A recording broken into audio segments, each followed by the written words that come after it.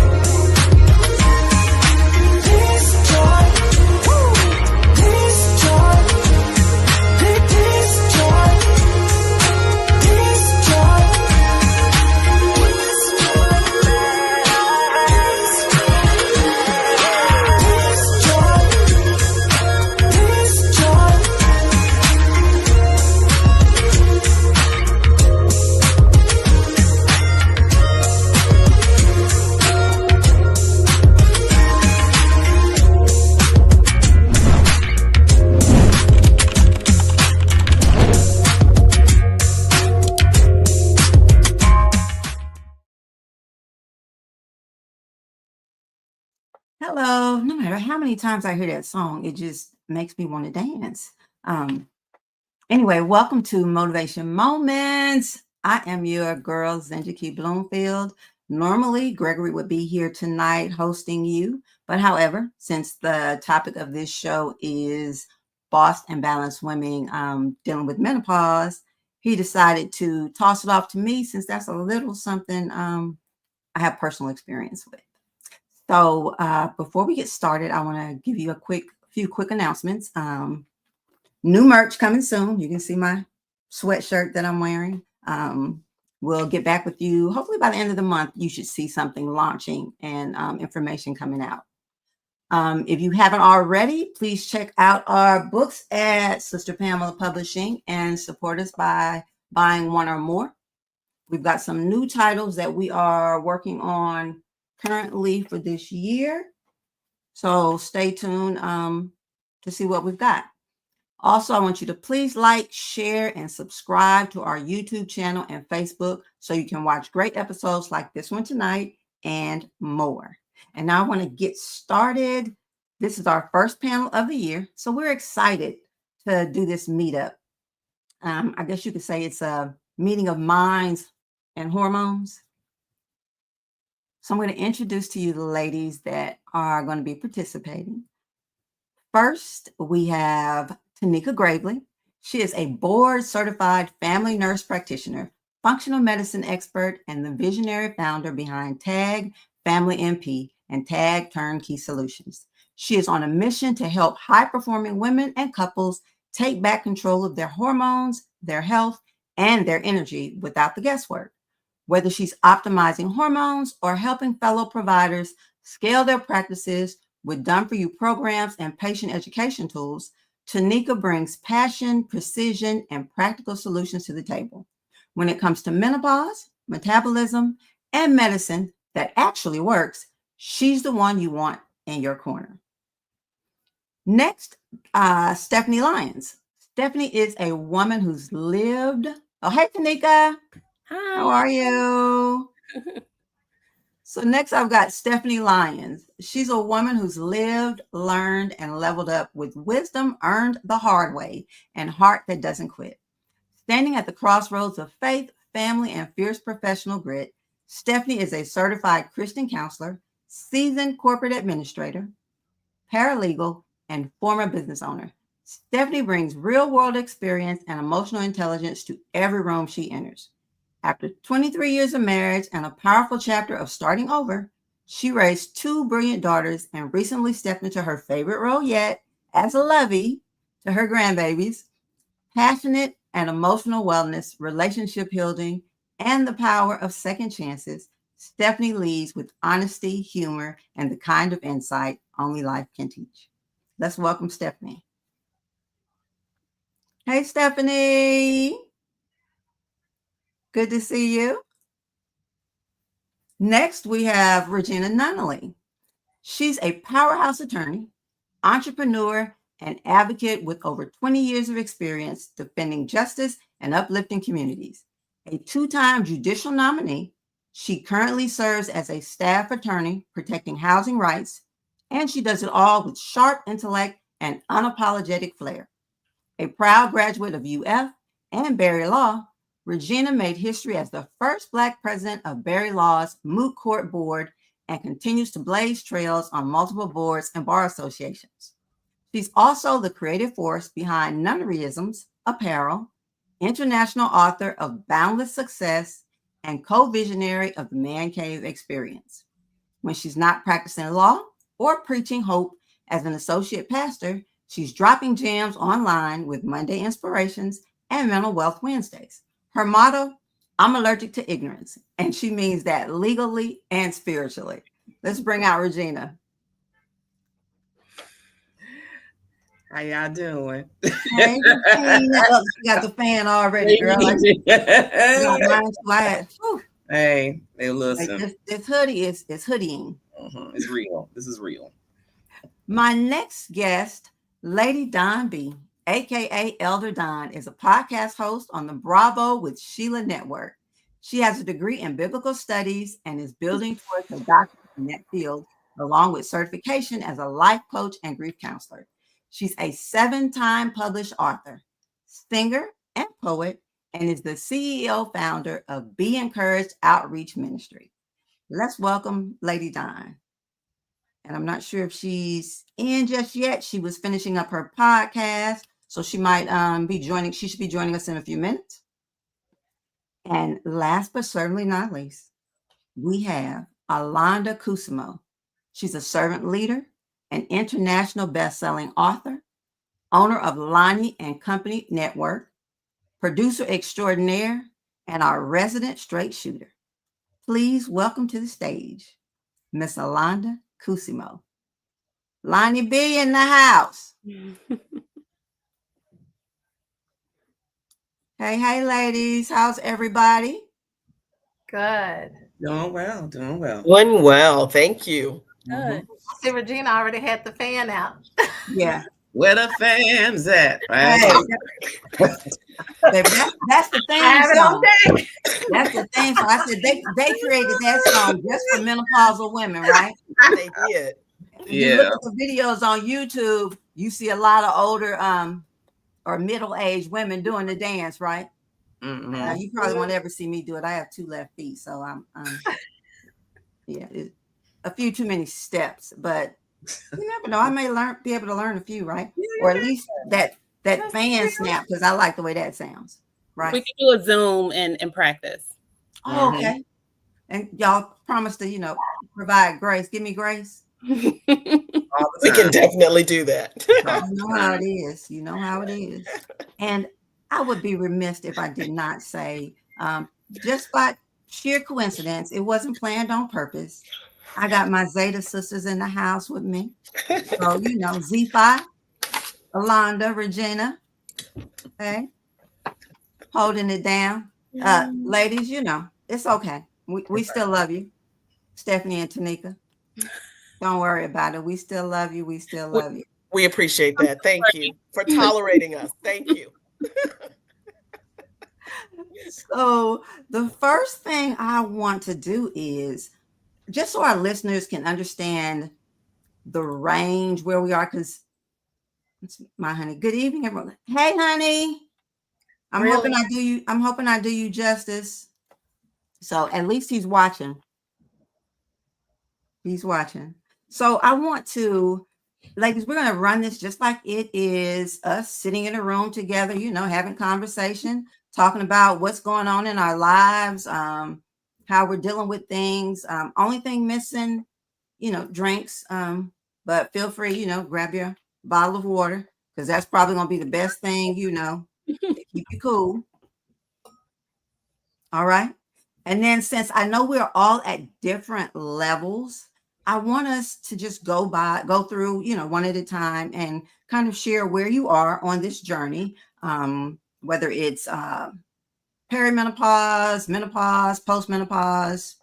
And then after you share, we're going to have our resident expert, Miss Tanika, explain to the audience what each phase is, because I learned some things the last time we talked about it. So anybody want to start first? Yeah, I rock it. So I'm not sure what phase I'm at in. It's news to me. I remember I was in my 40s. There was a lady, like a mother figure to me. I was in my 40s and I'm 52, so that'll be more, give you more definite focus point to work from. So I'm in my 40s, and she told me I was perimenopause. I was like, Peri, what? I said, why perimenopause? And I didn't pay attention to her on that one, because obviously I'm lifing, right? Mm-hmm. Then I went to my gynecologist to get my oil checked.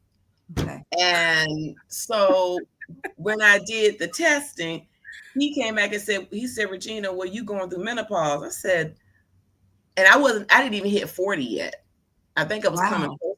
Excuse me, I haven't hit 50 yet. Okay. And so I'm sitting there like, okay. So still, it's not really registering to me, because, I'm lifing. I get up, go to work, I may have an ache and pain here and all. And so I'm not really paying attention to what's happening with my body. And now I'm 52, and I've never been married, no children, far as I know. I've never had to use my Easy Bake Oven as yet. And so I'm in a position right now where, when God do send my man, we're going to have a discussion about family, children, those things. I've never had that opportunity. And at my age, in one spectrum, it's like 52, and I'll be 53, Lord willing, in November. Okay. So it's like, those things bounce around in my head a lot about the how menopause is affecting my body, how it's affecting certain things I would like to do, and experience. And then hopefully that the individual come in my life, he will be open to, be okay with the fact that, I'm at a stage in my life. One thing he's not going to have to worry about is me snatching covers off of him, have him shivering like he's in Siberia. And all the covers, right? Yeah, but one thing he might enjoy be like, if I be like, oh, honey, I got to take my clothes off because I'm hot. He might be going, menopause. So, but I'm probably at the end of the stage. I'm going through the sweats and and the aches and the memory issues. And I mean, that memory issue is real. I was like, I can't remember people I've dealt with. I'm thinking, what is their name? What's the name of that song? I mean, it's crazy. So yeah, that's where I'm at right now. Okay. So it's funny, Regina, you're talking about that memory issue. I thought it was just, old age, not realizing that it was. And I was kind of like you. I started early. And so I'm still going through it. So I don't know. I was told I was peri, but I think I'm just confused right now. I think my whole menopause is kind of bipolar, because one day I'm freezing in the house, the next moment or the next day I'm hot, don't want the air on 65, don't want nothing. So for me, it's just, I think I'm in a confusion stage. But it was so funny. So I don't know if any of you have ever have seen it, but my sister got her hair done. So she's like in the thick of it, where she's like hot. Like she used to come to my house and be like, it's freezing, turn on the heat. Now she's like, turn on the air. But y'all, she sent me a video. Her smoke was coming out of her head. She was Oh, wow. And I was just like, but it's interesting, because I don't know about anybody else, but he alters my attitude. Mm-hmm. And so, my husband has this saying, all he says is, oh, my wife. Oh, my wife. Because he knows when it kicks in, don't touch me, don't be near me, no, I don't want no kisses. No, I don't need no blanket. I don't need you to hold me. I need all this space. So, Regina, I don't know about that whole when he comes along. I mean, he might be like, take it off, take it off, take it off. And then again, he might be like, I don't know. So, good luck with that one. But, that's what it is. I don't know if y'all can hear me because I'm frozen. Can y'all still hear me We there? hear you. Yeah, we hear you. Okay. I'm just froze. See, that's what menopause does. It just stops you in mid-track. You're right in the track. In the midstream. Technical issues heating up those wires. So I don't know if you want me to jump in real quick, but Regina, when you were talking, if you're going through, so you reach menopause when you've had 1 full year without any periods at all. That's when you're considered menopause. So it has to be exactly diagnostically 1 full year.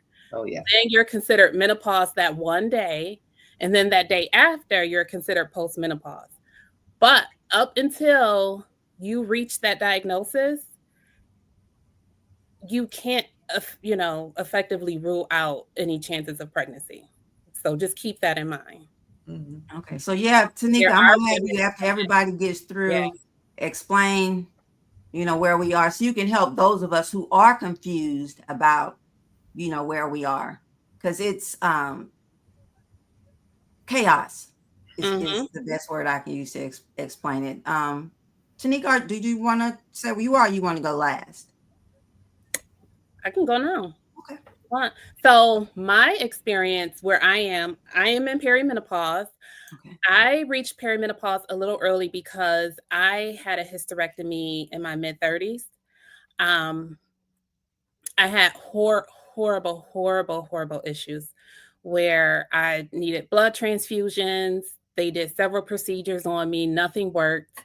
They ended up putting me on synthetic birth control, gave me the hysterectomy afterwards, and then I ended up with blood clots in my lungs. And then that recovery lasted almost 2 years. So it was really a roller coaster ride for me. To this day, I'm still on inhalers, and I don't use them as frequently, but I went through like 6 months of Coumadin, which is like a blood thinner. Yeah, so it was a horrible experience for me. The medical field failed me several times. Oh, sorry to hear that. That was my story. Now, I did go through periods of, I still go through periods of, where did I put my keys? I know your face, but I can't remember your name. And just, anxiety and things like that. But I'm on hormones now, so I'm pretty good. Okay. We're going to talk about those hormones. Stephanie? Hello, everyone. So I, too, do not know where I'm at. I just know I'm hot. That's all I know. So kind of like you, Tanika, I had a hysterectomy, but a partial in my mid 30s after my second child. So I used my easy bake oven twice. Then I had to have a hysterectomy, but it was partial, so I still had the hormones. So I didn't, I guess, go right into it. And I've just been it's probably been happening over the past, I would say, here and there over the past, I'd say 5 to 6, maybe 7 years. But I've noticed, but it just kind of started, it's kind of like if you had gas, but your gas hand is getting close to E, and I get sputters of like night sweats, but then I maybe go for months and not get them again. So I wasn't really sure where I was at, but now it's more frequent. And I could be just talking to someone and I'm just like they're sweating. They're like, "Oh, you okay?" I'm like, "Just give it 2 minutes. It'll pass. It'll pass. Just keep talking, keep talking." So I try not to focus on it, but there's, like you said, times when you just in the middle of the night and you just want to just take everything off, right? The memory part of it, I've experienced, I too thought it was just age. And so I've actually used a supplement. I'm using Huperzine A along with another supplement. I can't think of it and everything that's in it. I know that the ginkgo, I think, is in it, the Huperzine A and a couple of other things. And that really seems to help me a lot because the memory issue was really making me panicky and kind of anxious. I was married, I'm divorced, and so I'm an empty nester. And so with that, like, I don't have glasses anymore, but like if my glasses are missing or something is missing, I don't have anybody else around to scream and yell at and say, "Hey, help me find my stuff." So I was like, okay, I got to do something about this because it's just me. But yeah, it's been kind of crazy. It really has. And I found out that alcohol doesn't help. I found that out at a mixer while drinking the white wine and sweating profusely. Someone said, yeah, that doesn't help.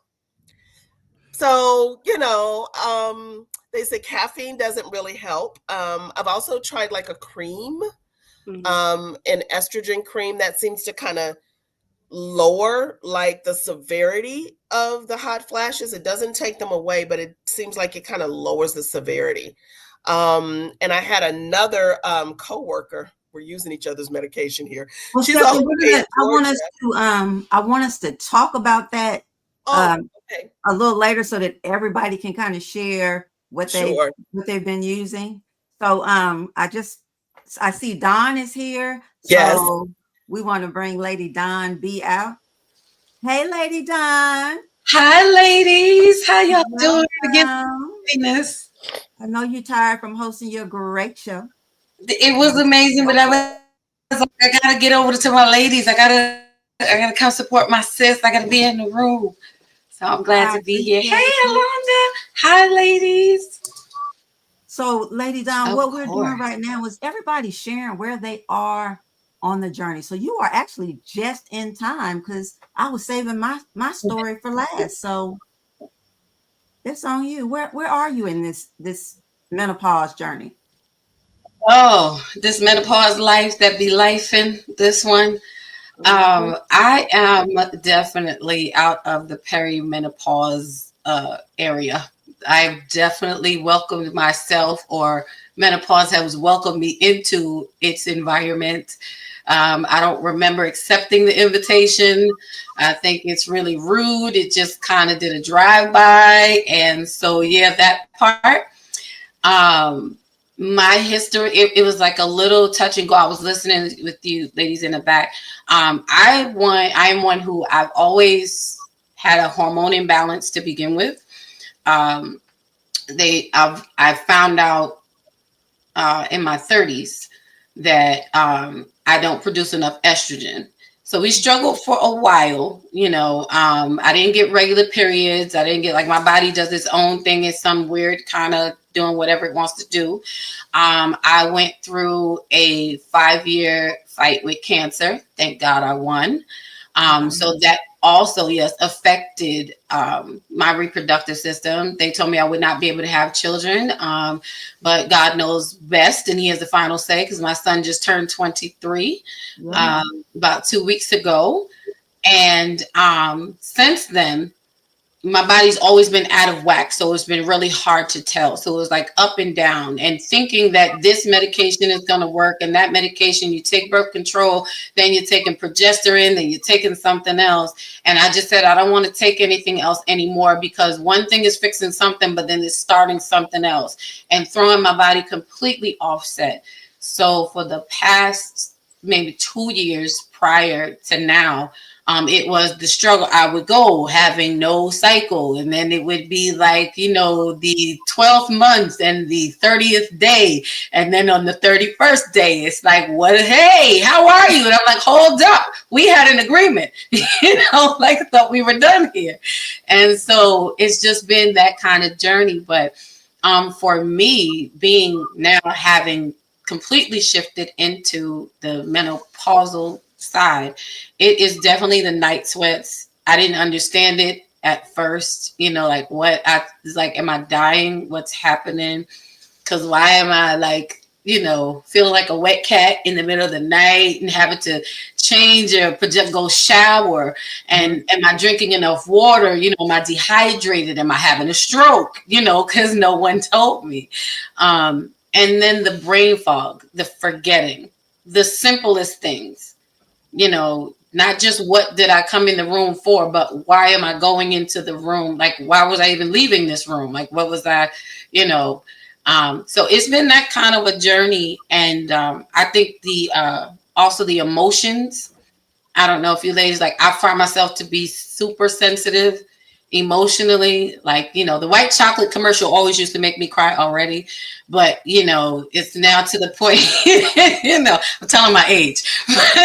It's to the point now where, you see a bird in the sky. It's like, oh my God, look at God's creatures. He's just so thoughtful. And it's like, what is wrong with you, lady? Like, it's a bird. You saw it yesterday. But, is it just me? Is it just me? No, it's not just you. I think we all do it. But imagine doing it at work. And somebody tells a story like, my child has the measles, and you just like you're like, okay, run to the bathroom, get yourself together. But no, it's not just you. I've cried at my desk. I do customer service. I supervise a customer relations team, and it won't even be, it'll be something so simple. Oh, I couldn't find something. I was just sitting there and the tears would just, I'm like, what is happening?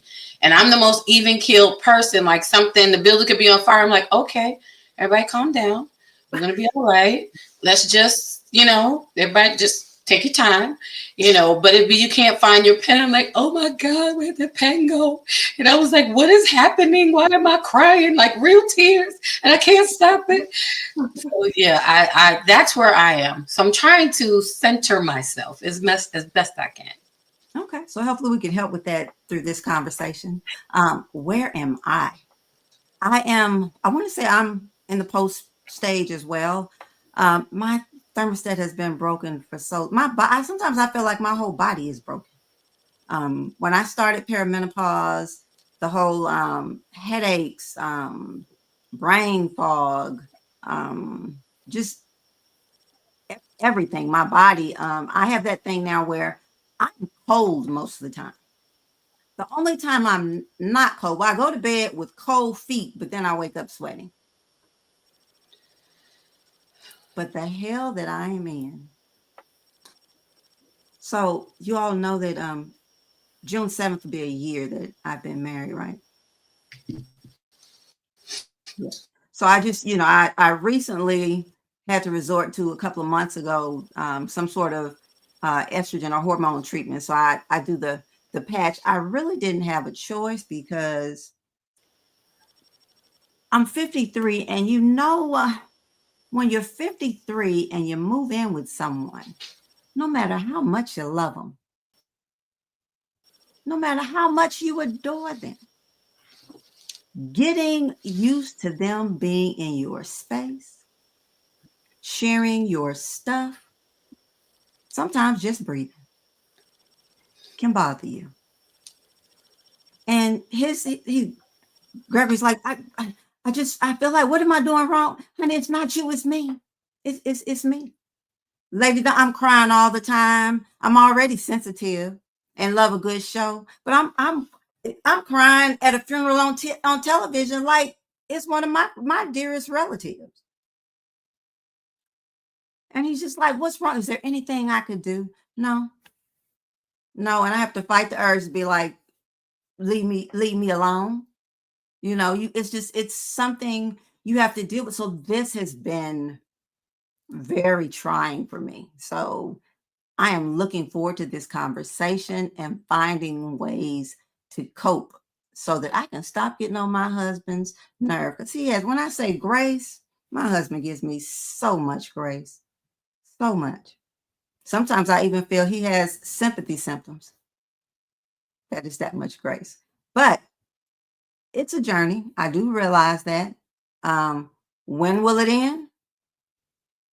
I don't know. Do we know? So I'm looking forward to information. Say it again, Yolanda. I was saying, I don't think we do, because I think everybody's symptoms are so different. You're at different levels. And, before it could be, okay, well, let me get someone who's around my age, right? Let's get someone who's experienced what I have. And then you find out age doesn't matter. No. The journey doesn't matter, because it just depends upon where you are. Because I'm like, Dawn, I stopped. Now, this is what's interesting. I stopped having my monthly visitations. Uh-huh. And I was like 18, but I still had kids. But I was like, Dawn, out of the blue, if I worked out, it would say, hey. But if I didn't work out, it was like nowhere in sight. But I still had 2 kids. And so I was like, the monthly visits weren't mathing. And so when it came to me, and I was like, Dawn, the doctor was like, you're in perimenopause, give it 12 months. If you don't get a cycle, then you've crossed over the Perry bridge, right? and it's still, because as soon, I swear, I think it was like 12 months and 28 days. And the Perry, and then the monthly visitation would say, hey, and it would only be there for like 30 seconds. But So the fact that it was there. Easy. So I don't know. I mean, I hear all y'all talking about you took medicines, you took this. So you have to know my husband, Jesus' half brother, who doesn't believe in medicine. So, it was like, you just got to pray it down and you got to fight against it. I was like, these hot flashes is not trying to hear that right now. But, it just, I'm interested to know what naturally can happen, because I can literally, sometimes I'm driving and I'm like, if my tent was dark enough, clothes be off, clothes be gone. Yeah. But, it's, I don't know. So it's just Lonnie, it's something that you said that I wanted to just chime in real quick. I'm 53 as well. And I had an aunt, she's passed away now, but I remember when I was a kid, she was in her early 70s and still spotting. Oh, wow. Don't say that. Don't say that. Sorry. That's so disrespectful. Sorry. It might not be you. Tanika, you want to talk to us about, like you started in with the different stages or phases of menopause, and maybe something about, I guess, the time and what it may look like? Yes. So menopause usually happens between like the ages of 51 and 54. For Black women, it can happen a little bit sooner than that. And you'll have about roughly 7 to 10 years of symptoms prior to that. So you can very well start your symptoms in your mid-30s. And because of all the environmental exposures that we have, some people can experience symptoms even earlier than that starts in their early 30s. But like I said earlier, your perimenopausal journey ends after the 12 months. And once you reach that 365th day, and you have no cycle, you're in perimenopause for that day. I mean, you're in menopause for that day. And then tomorrow, the day after, you're considered postmenopausal. The symptoms that you're having, unfortunately, can still linger on. They don't just magically go away because you're now postmenopausal. So, the night sweats, brain fog, bone pain, the itching, anxiety, palpitations, like you name it, it can still linger on. Now, hopefully it does get better over time. I would say what I tell my patients is the earlier, you get your hormones tested, and I'll talk about that too, because there's some providers who don't believe in testing the hormones. Okay. But the earlier you kind of get tested just for a baseline, and the earlier you can start replacing those hormones or supporting those hormones, not only is it going to help your symptoms, but it helps you longevity wise. So what you as the patient is concerned with are your symptoms, obviously, like getting rid of the symptoms. What we're concerned with as providers is not only getting rid of your symptoms, but protecting your heart, protecting your bones, protecting your brain, helping you to retain as much muscle as possible as we get older. And that's the reason why we stress starting to replace those hormones as early as possible. Now, there's differences in the hormones. There are, the good hormones, which are bioidentical hormones. And then there's the synthetic hormones, which has more risk. And those hormones are the hormones that kind of scare everyone. There was like this huge study that came out back in 2002, the Women's Health Initiative. And what they did was they started the study, and they all of a sudden just halted the study and said, oh, take everyone off hormones. So all the doctors told all their patients, stop your hormones. They stopped prescribing them. And these poor women were just going through all types of symptoms. What happened was they used the population they used wasn't healthy. These were older women who probably should not have been placed on the hormones that they were placed on at the age that they were at. Because usually if you're in menopause more than 10 years, they advise not to start hormone therapy. Obviously, it's a case-by-case basis, but this is what the population that this study used. So they took these women who had cardiovascular disease, diabetes, all these comorbidities, put them on synthetic hormones, and then they're saying, nope, it's a higher risk for breast cancer. No, it's a higher risk for blood clots, cardiovascular disease, and things like that.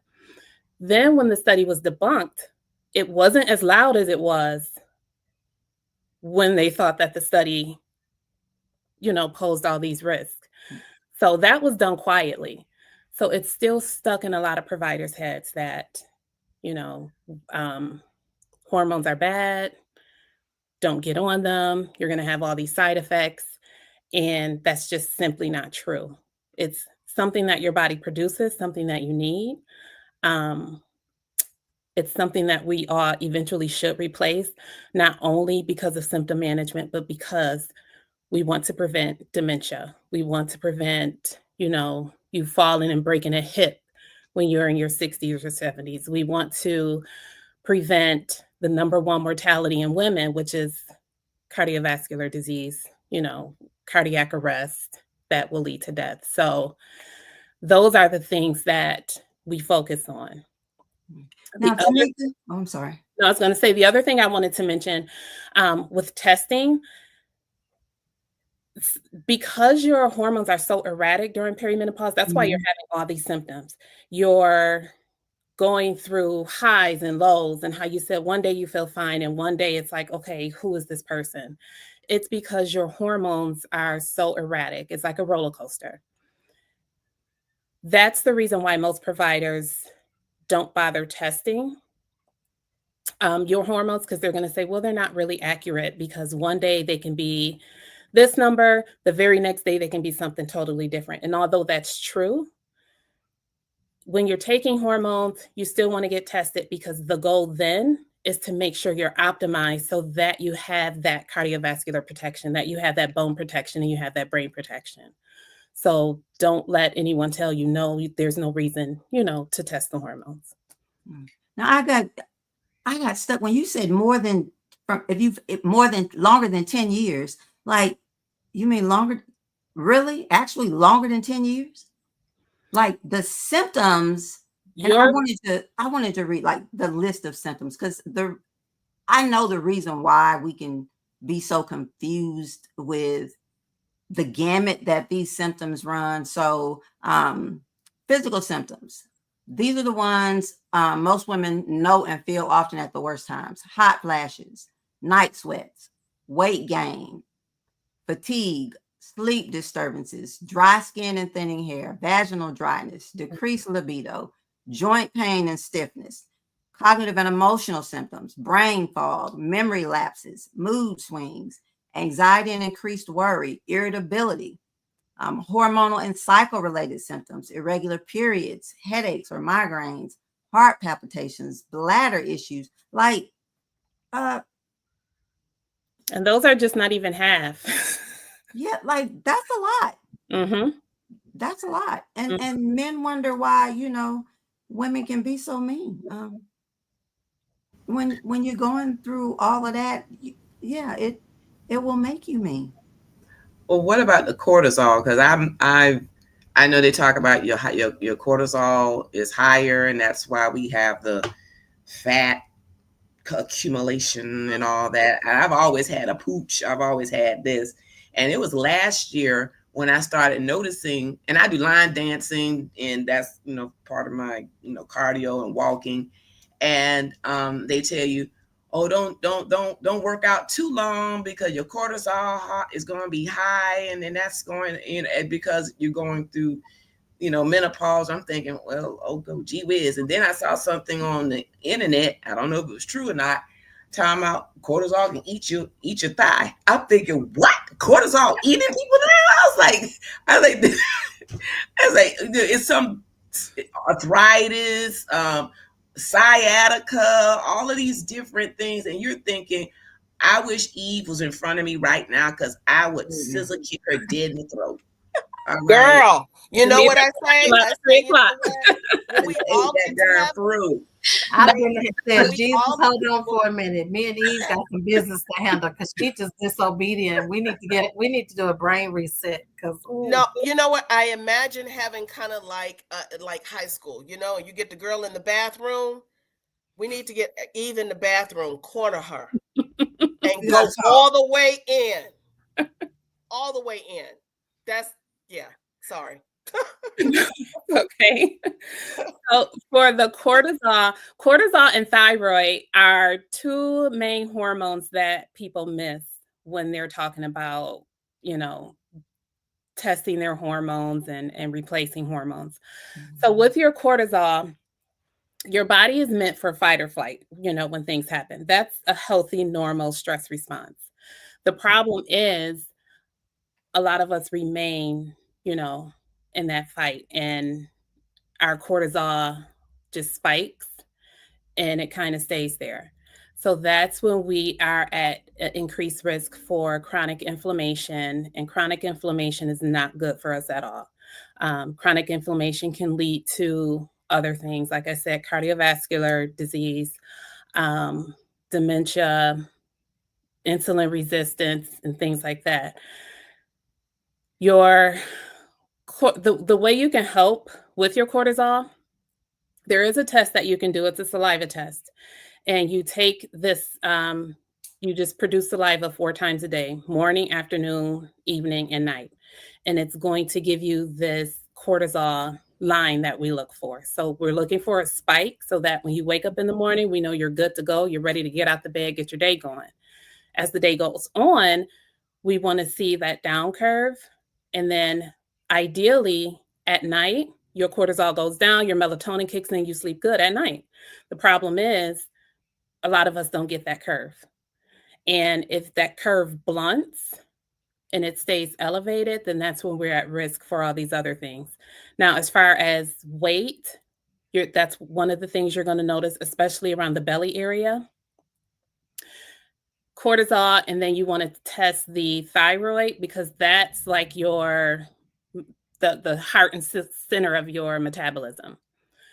So testing the cortisol, testing the thyroid are two of the biggest hormones that you want to look after, especially when you're getting into things like, weight loss resistance.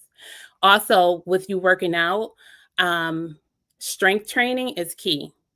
So not so much cardiovascular as we get older. We want strength training because we're losing muscle faster every year as we get older.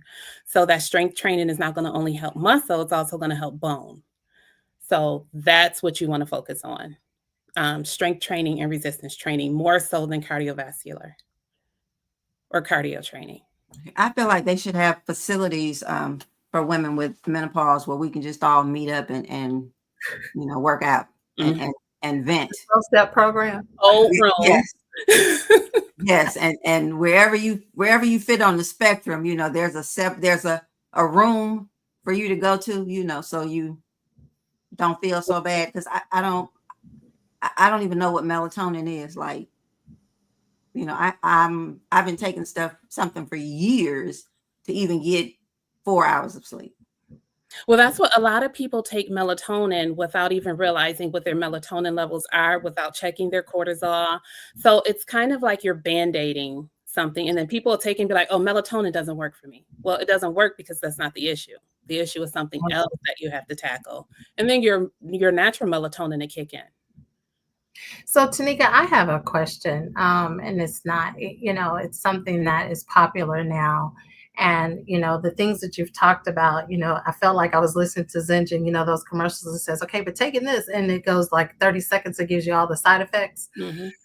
When you were talking about all the other things that I think most of us don't really focus in on, like, Regina talked about cortisol, you talked about our weight loss.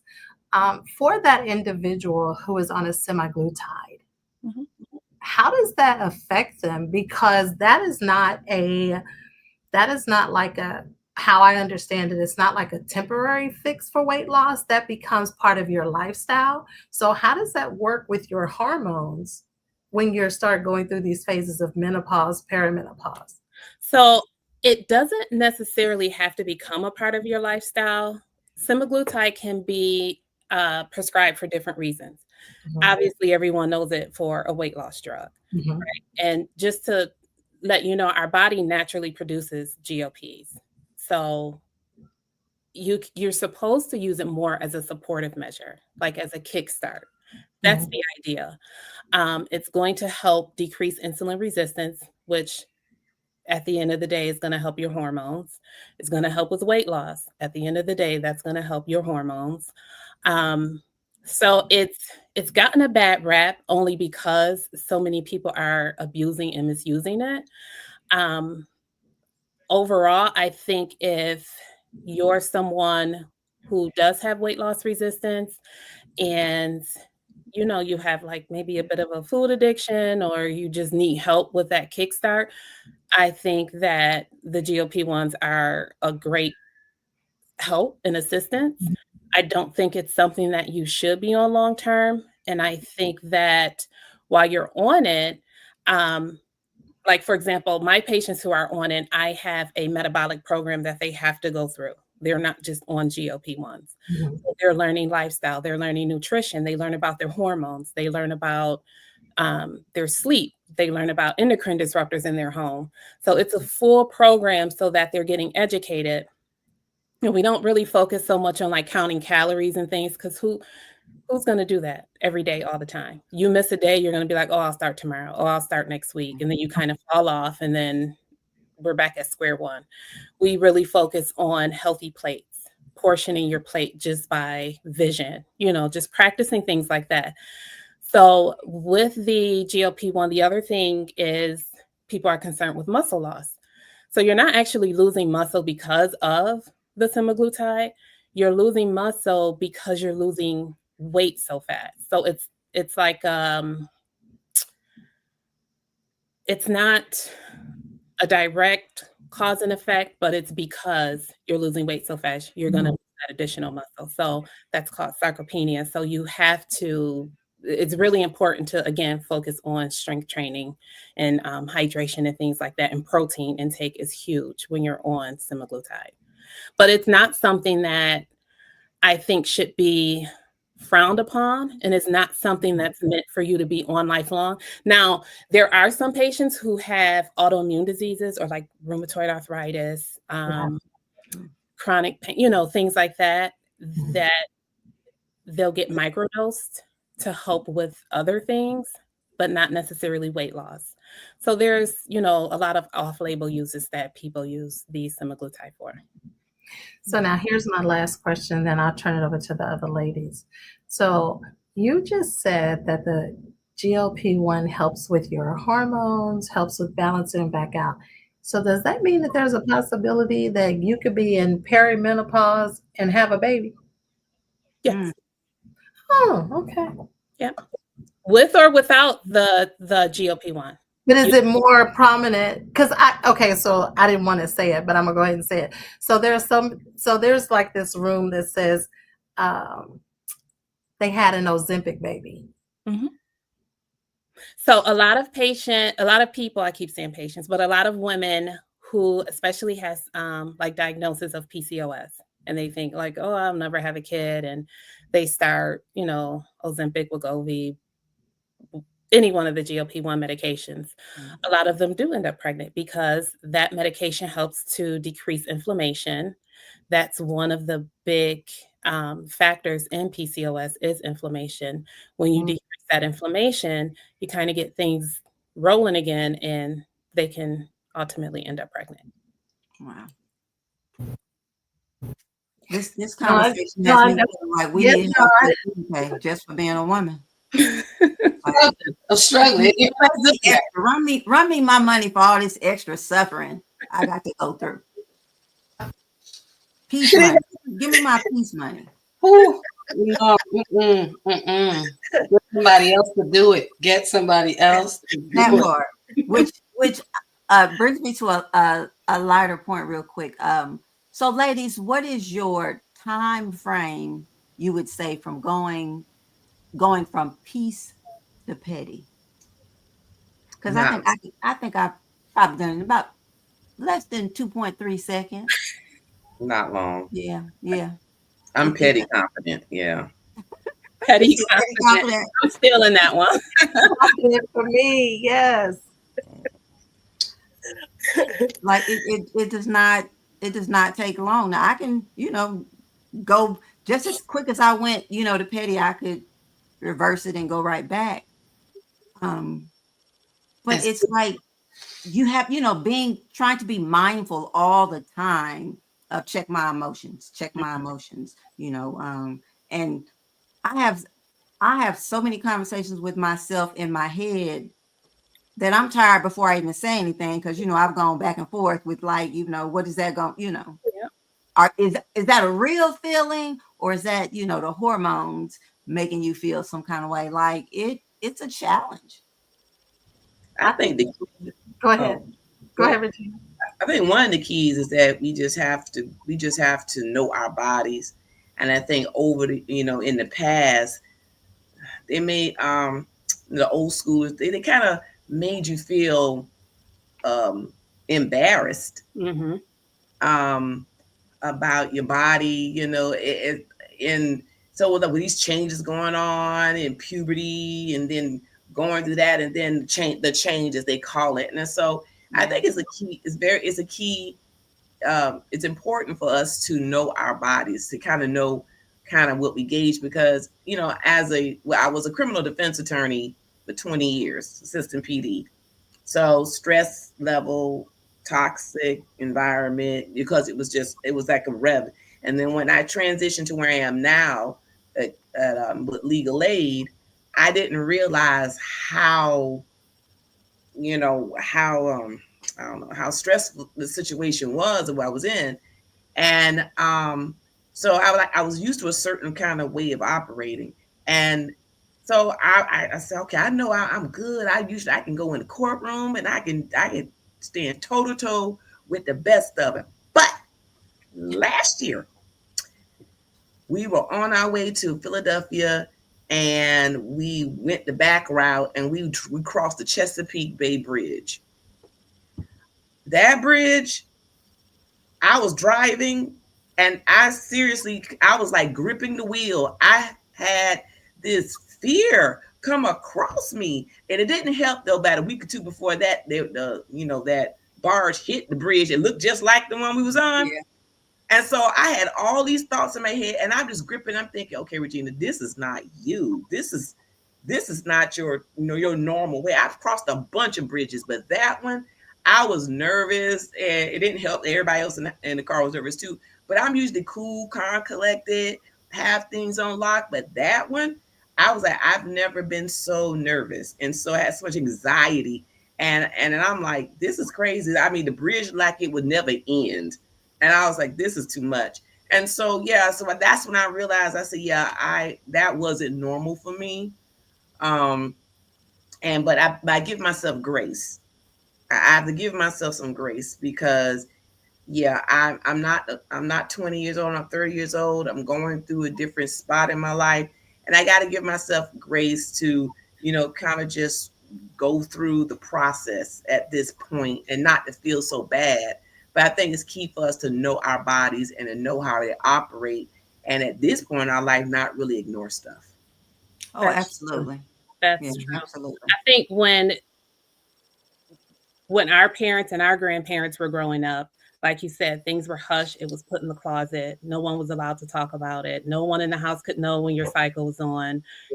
No one had a discussion about perimenopause, menopause, or even just your cycles when you were younger.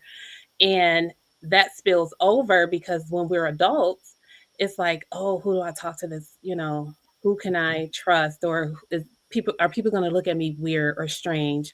And I have a lot of women come to me and they're even embarrassed when they talk to me at first because they've never said it out loud. They've just said it to themselves.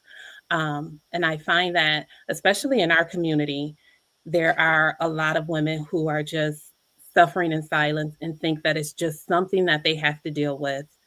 It's just something that they have to go through because it's nature. It's, this is our lot. This is what, we're meant to do and meant to go through. But, it's important, like you said, for women to know their bodies and recognize that things are changing, but you don't have to suffer through that change. There is help.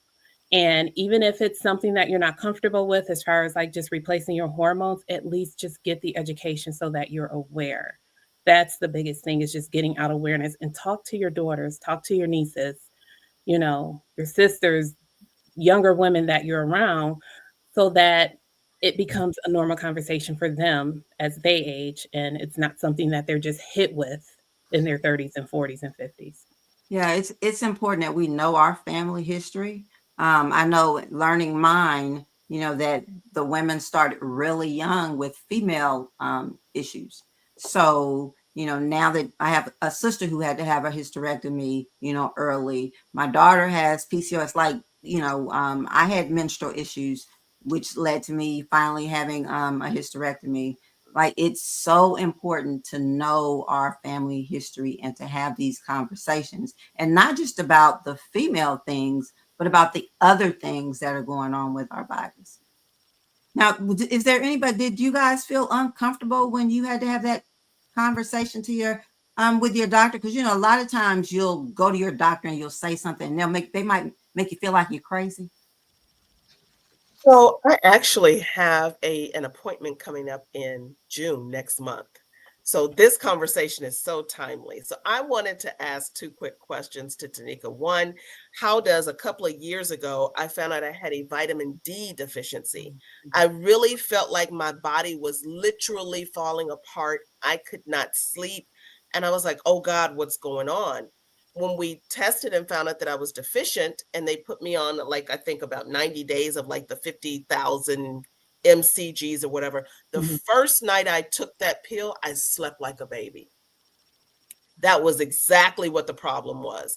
So if you can kind of talk about the importance of vitamin D, and because women of color, people of color, don't really take that seriously because we tend to stay away from the sun. And I was told our skin, because we have the melanin, is kind of like tint, like auto tint, right? you don't want the sun coming in, but we do need a certain amount of sun. And if we don't get it, it actually harms us. So if you can chat about that. And then the other thing was, I'm really interested in talking to my doctor about bioidentical. I heard about that decades ago. I want to say Suzanne Summers was kind of like the trailblazer for that. And I know that not all insurances will cover that. So if you can like touch on that, kind of talk about that, maybe some of the best places to go to get more information. Yeah, if you could fill me in, I'd really appreciate it. Yeah. So with vitamin D, it's funny. Vitamin D, even though it's a vitamin, it thinks it's a hormone. It acts as a hormone. So it's very important. A lot of us in America, especially, you know, in the colder states, are vitamin D deficient. If you look at lab ranges, most lab ranges will say, you know, anything above 30 and you're fine. And then your primary care provider may look at that and you may be 32 and they'll be like, nope, you don't have a vitamin D deficiency. But that's not an optimal level. So usually I try to get vitamin D between like 60 and 80, somewhere in there, because that's when you'll be optimized. And how I said earlier, things are like a domino effect. So you get that optimized and everything else, you know, will actually come into place as they should. If you're taking oral vitamin D, it's important that you take it with K2, because what happens is calcium follows and the calcium will build up in your bloodstream. And that's going to cause things like arthrosclerosis, which is like hardening of the arteries. You want that calcium absorbed into the bones and into your teeth. So that's going to be something that helps. And magnesium is another thing that will help drive that pathway. So Well, vitamin those D. are things they don't typically tell us so Yeah. much about is our vitamin levels. Because I took vitamin D for a long time as well for issues. Then I found out, you know, my magnesium is low, my B12 is low. I have to take something for cholesterol because at my last mammogram, now there's calcium in my muscle tissue or something on my chest wall. So like what's the best way to get your doctor to run those, you know, those labs so that you can check those different things? So you just need to advocate for yourself, honestly. But the thing is, a lot of us aren't educated enough to know what to advocate for. And a lot of us don't know what to ask for, and the doctors never ask the right question. So that's where that break is. But if you go in and you say, hey, can you run X, Y, and Z test for me? This is why I want it ran.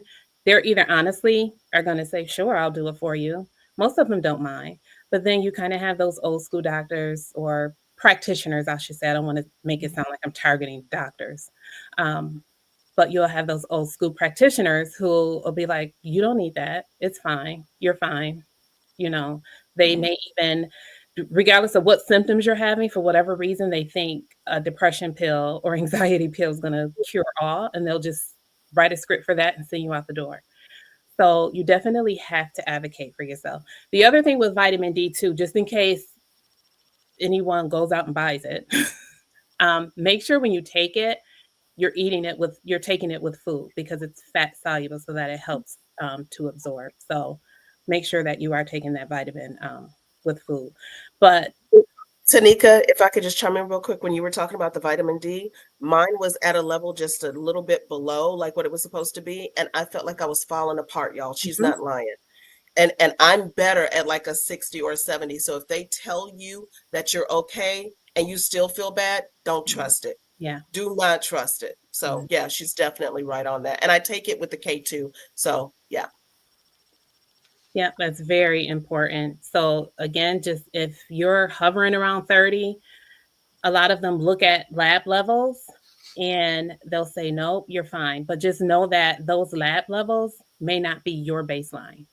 So just because something is a certain number, you personally may need to be optimized higher to meet whatever baseline, you know, matches your individuality. So that's something that you have to keep in mind too. And that's something that you can tell them, because a lot of them will not touch anything unless it's low. Even if it's mildly low, they'll say, oh, it's just a little low. It'll be fine. No, don't go for that either.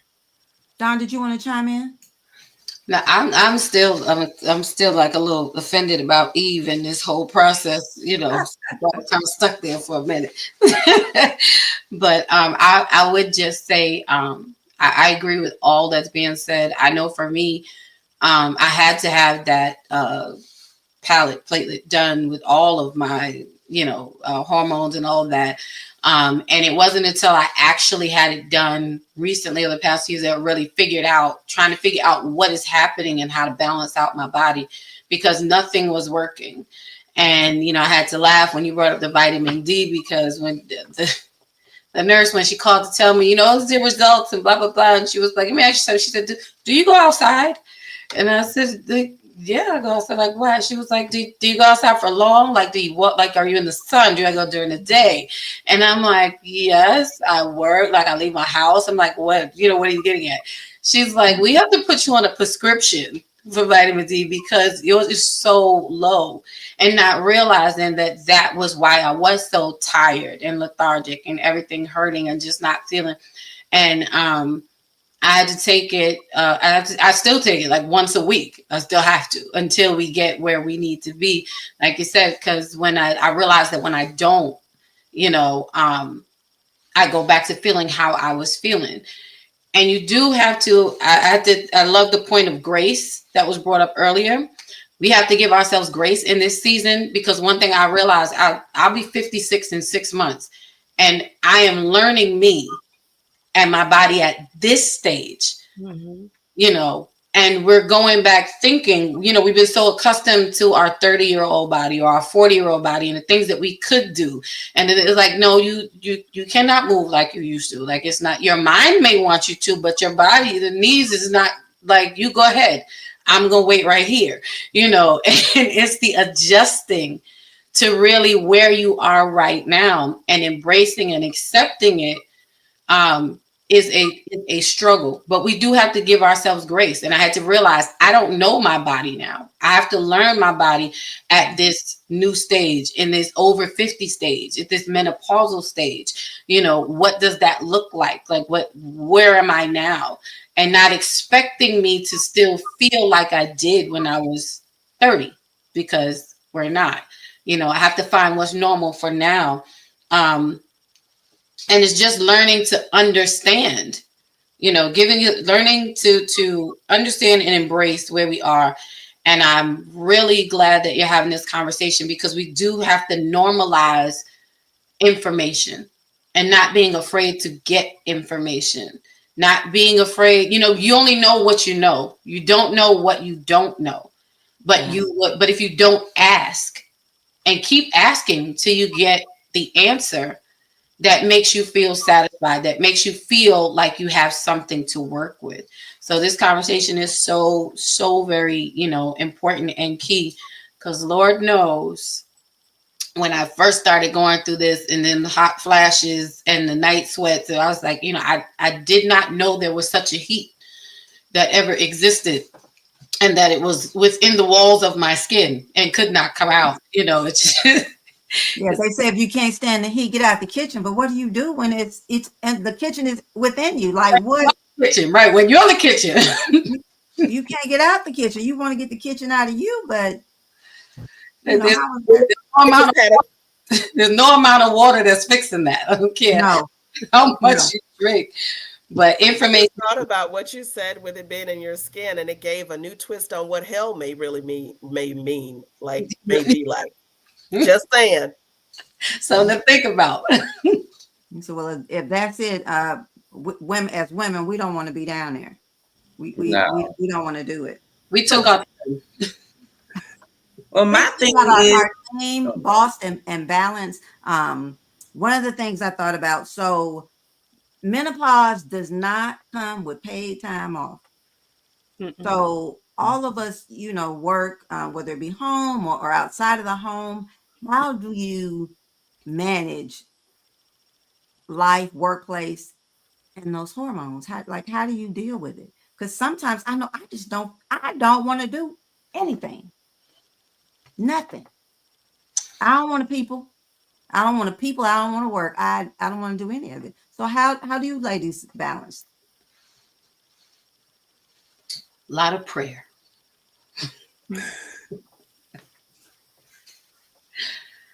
I'm going, like she said, a lot of prayer, a lot of patience. I try to just make sure and know in 2 to 3 minutes it'll be okay.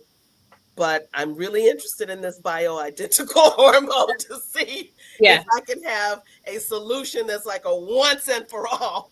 Yes. So I'll tell you the difference between bioidentical hormones and synthetic hormones. So the bioidentical hormones are made from like soy and yam. It has the same molecular structure as the hormones that our body make, so that when we take it, our body treats it as if it was something that we made on our own. With a synthetic hormone, here we go, Alonda. Yes, with it. With a synthetic hormone, that is chemically structured. With the equine estrogen, that's made from pregnant mare's urine. So like a pregnant horse urine. And Stephanie's face. I was waiting on Regina's face. I was waiting. Yeah. so with the bioidentical, like we have Lord Jesus. E1, E2, and E3, which is estriol, estrogen, and estriol, estrogen, and estrione. With the synthetic hormone, that has like 30 plus different types of estrogen. So when we take that, our body doesn't really know. It's not a lock and key, right? So our body doesn't really know what to do with all the extra hormone. So then that's when you run the risk of all the risk factors that we talked about earlier. So that's the difference between the two. Some women may not feel good on the synthetic hormone. Um, Regardless of what hormone you take, there is adjustment periods. We try to get you spot on, obviously, but the idea is to start at a reasonable dosage and increase, because it's better to start low and go slow and increase than it is to start you very high and then try to take that away. It's easier to manage starting low and going slow. So that's the big difference between the synthetic and the bioidentical hormones. As far as cost, unfortunately, insurance does not really cover a lot of women's hormone or menopause issues as they do for males who go through andropause, which is the menopause version for men. So they won't pay for bioidentical hormones. Now, there is like the patch that you're on, they'll pay for that. There is a form of progesterone that they'll cover. I think some insurances cover.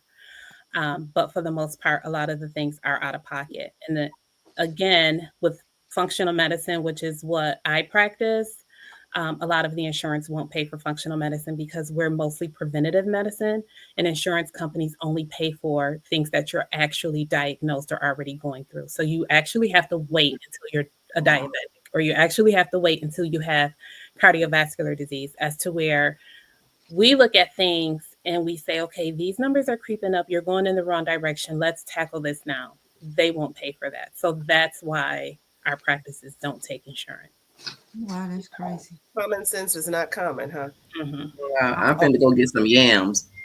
Right. I'm like, when we end the show, I'm gonna have to go grab my box to read if it's horse urine, or not. I mean, and how much of it, is in the little patch I'm putting on my arm. Mine was free. Ooh, to get somebody else to do it. Mm-mm. Yeah, I'm that right there. And I just want to say too, just really quick, since we're talking about this, there are different forms of hormones that you could take. There's patches that you put on your skin. There's creams that you rub. There's oral medication that you take. And then there's troche, these little tablets you kind of stick under your tongue. So there are different forms of estrogen It's important for you to know that. Um, the different forms that you take do travel down different pathways. So some, medication you might feel crappy on, and then you get switched to a different form and you may feel better. So just know that, just as part of your education, so that you can advocate for yourself if you are going to someone and you're on something. There's also pellets for estrogen and testosterone that's a minor procedure where they stick the pellets in you. Usually lasts about maybe 3 to 4 months, depending on, your levels. The only thing with pellets is once you get a dose, you're stuck with it. So if they dose you too high, you're going to feel like crap for that period of time. Wow. So that's one of the downsides with pellets. Yeah, that literally just gave me the image of an enema, like. Yeah. Well, and I was going to ask, is that an injection or is it the pellet? Yes. No, it's a pellet. It's a literal pellet, and they make a small incision, and they insert the pellet in that incision. And where's the incision? It's like near your butt cheek, like right on the side of your. Or the other, I forgot what patch it was, but there was one that went on your hip, on your butt cheek. The patch, I'm sorry, go ahead. No, go ahead. Oh, with the estrogen patch, you can wear it, some women wear it on their arms, some women wear it, down below here, on their lower belly, some women wear it on their back. Just don't put it on your breast. So now the pellet just dissolves into your body, like. Mm-hmm. And you can't have it removed? No. Once it's in, you're just stuck with it. And oh, wow. If they overdosed you, you're just dealing with whatever symptoms comes with that. Now, being overdosed is just as worse or just as bad or even worse as having your regular symptoms. So you definitely, if you choose the pellet route, you want to go to someone who knows what they're doing and, who can dose you properly. And so again, now it's always better to have a lower dose because they can always add on a cream or something like that. They need to. Too low. So now, is there one that works better than another, or is it based on each individual person? Each individual person. It's based on what other diagnoses you have going on. You want to make sure that your liver is functioning well. You don't want to be a smoker or alcohol, recreational drugs. You want to stay clear of that. The other thing that you want to look at is, especially if it's like testosterone and things like that, you just want to make sure you don't have history of blood clots. And if you do, why? What's causing those blood clots? Do you have some type of hematological disorder that could be contraindicated? Or is it something that's circumstantial and you got the clot for, like me, I had a clot for surgery, but I take hormones because my clot was situational. So it really just depends on the individual. For example, when Regina was talking about having that anxiety when she was driving over the bridge, things like that, progesterone will help you tremendously. Progesterone is usually taken at night. Some women, it works well. It helps them sleep throughout the whole night. They wake up feeling like a brand new person. Some women take it and it's not enough and they still get anxious during the day and they have to take a sublingual tablet during the day to get them, through that anxiety period. And then some women wake up and they're too exhausted. They're still groggy because progesterone works on the GABA receptors and it makes you tired. And it's too strong for them. So they have to go to a cream. So it really just depends on the individual. So now, do you take both the estrogen and the progesterone, or is it one or the other? No. If you have a uterus, you want to definitely take progesterone with estrogen. If you take estrogen alone, your uterus, your endometrial lining can build, and it puts you at risk for, endometrial hyperplasia or endometrial cancer, things like that. So you definitely want to take progesterone with estrogen. If you don't have a uterus, you still benefit from progesterone. So don't think don't let anyone tell you, oh, you don't need progesterone because you don't have a uterus, because that's not true. Okay. But that's one of the scenario, you know, one of the actual contraindications is if you have a uterus and they want you on estrogen, you definitely make sure you're taking progesterone with that.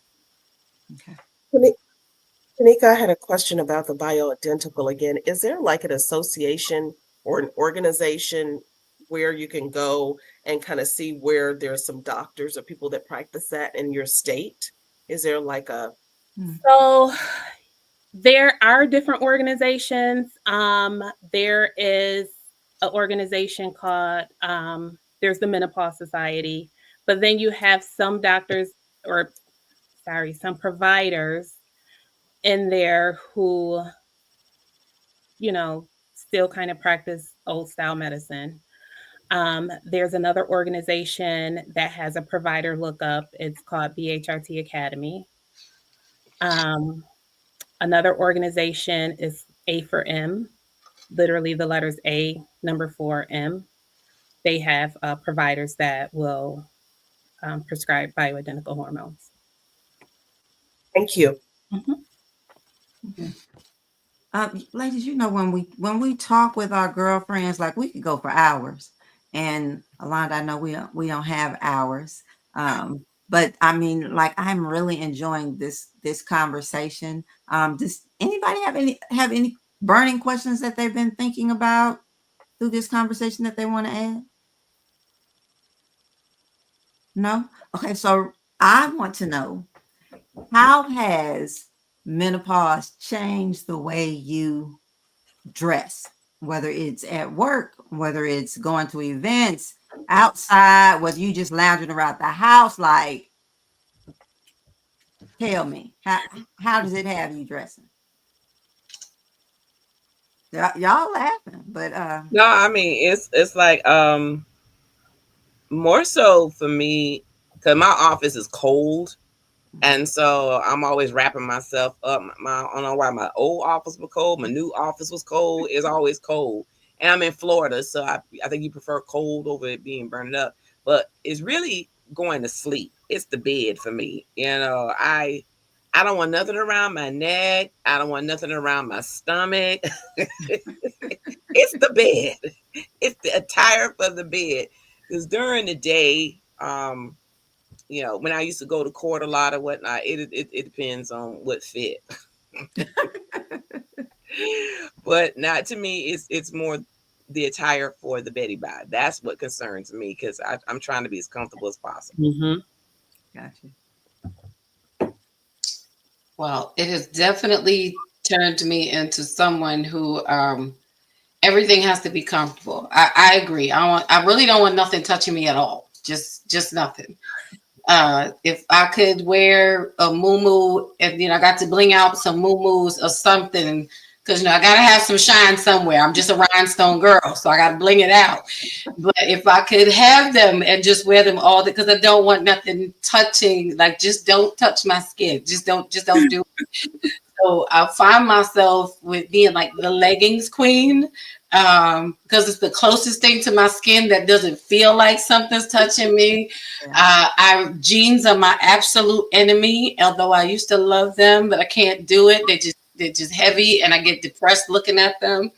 It's the t-shirt. It's close to, all right, I'm gonna just be me. I want to be as close to half naked that I could possibly be without getting arrested. When I leave the house. I want it to be borderline indecent exposure, but enough coverage to still be saved, because you just never know when something's happening. You don't know, and I got to be ready for the hot flash. Everything else I'm not worried about. But it definitely has changed how I find myself thinking of outfits more so now when I'm going somewhere, like, let me get something with no sleeves, but then let me get a sweater or a scarf, something that I can, it's the layering, or just nothing. But I agree, at night, I don't want anything to touch it. Just like, I don't want the air to touch me. I just don't want it. It's just not a thing. The air. Just no. So I agree with Dawn 110%. Thank you for going ahead and just saying what you had to say.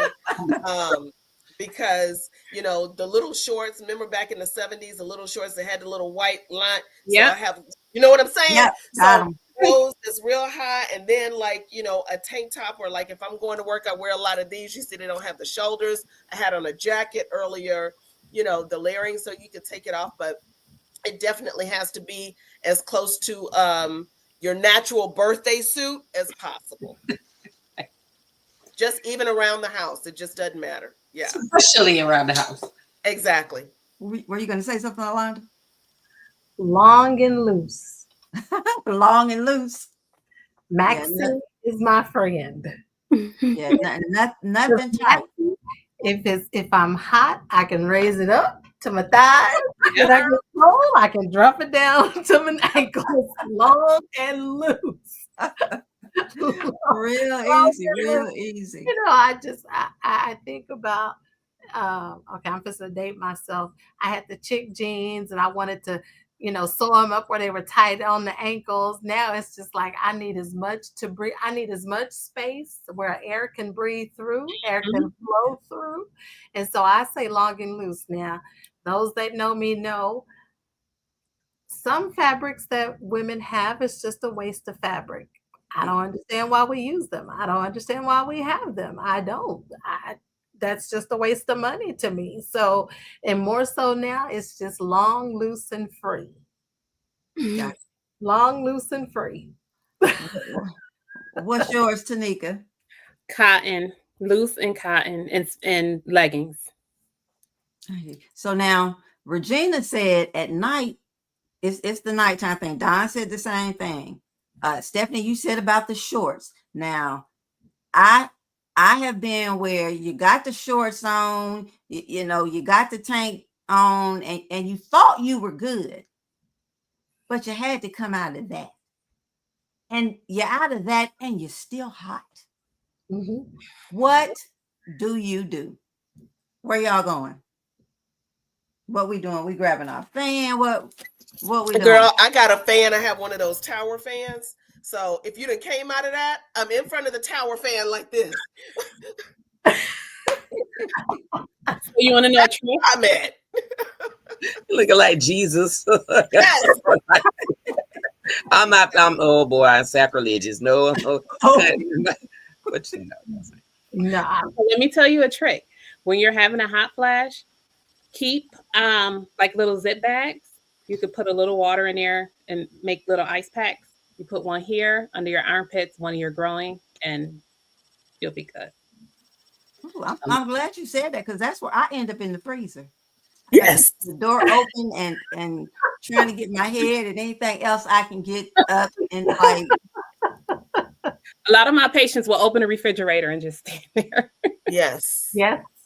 Yes. So Tanika, how do we make this work friendly? You got me with the bag. Like, am I sewing this into my clothing? Like, what am I doing? Like, you know, I'm trying to get all of, you know, the gems. You would be prepared. Yeah. Like, what are we doing? I haven't figured that out with the bags yet, but I need you to break it down. I need you to be raw. Because trust your girl is going to do it. Trust me. Get yourself a mini fridge. Just get yourself a mini fridge and lay down.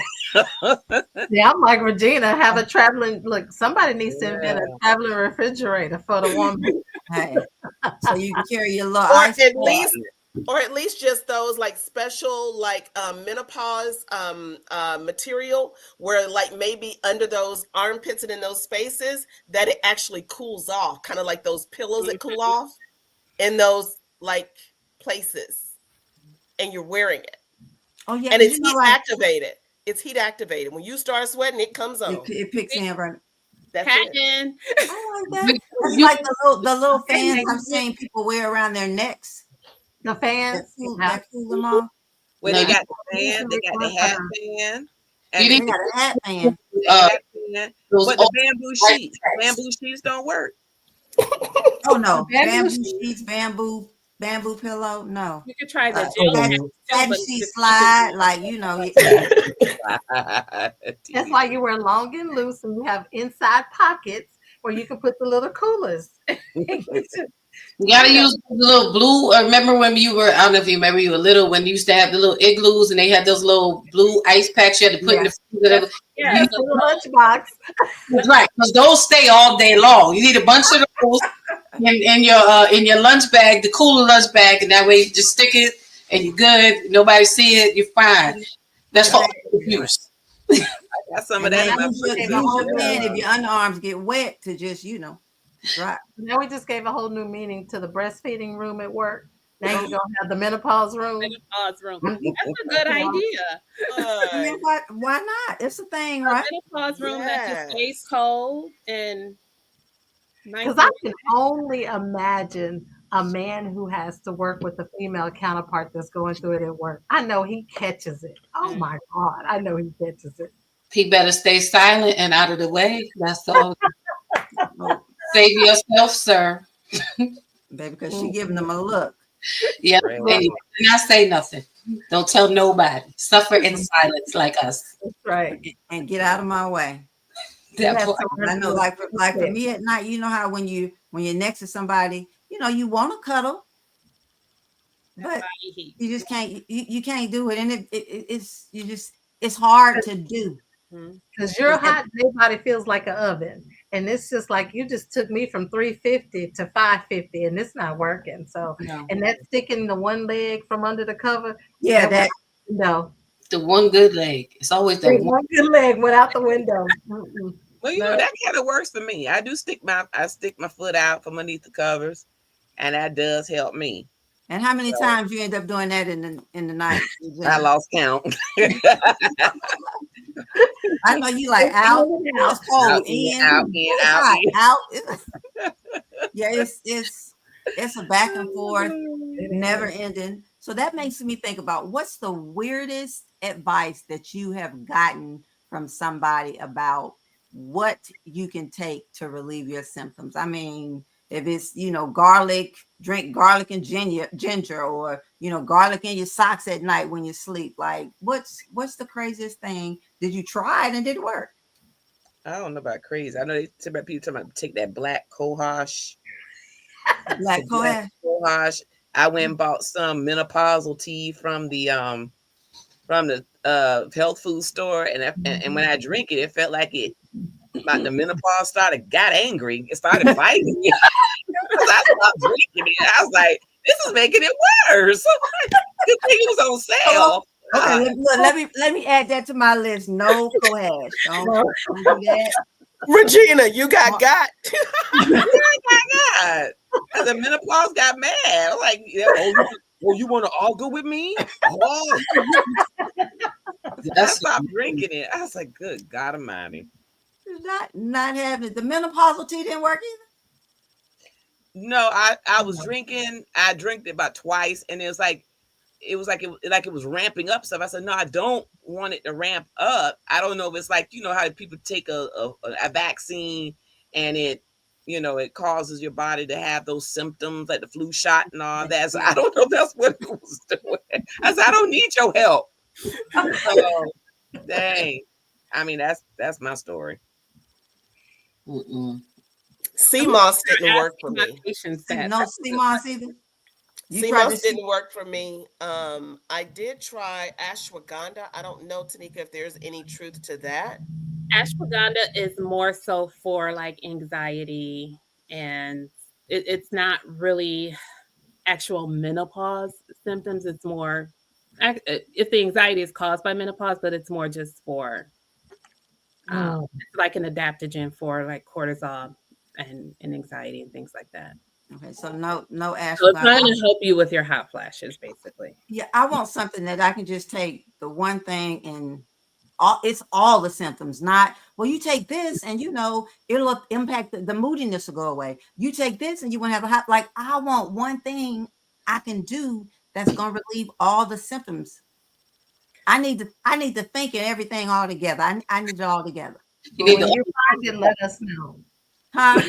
So you need to let us know. I'm gonna look because I lost my my car key maybe about 5 months ago. I still have not found it.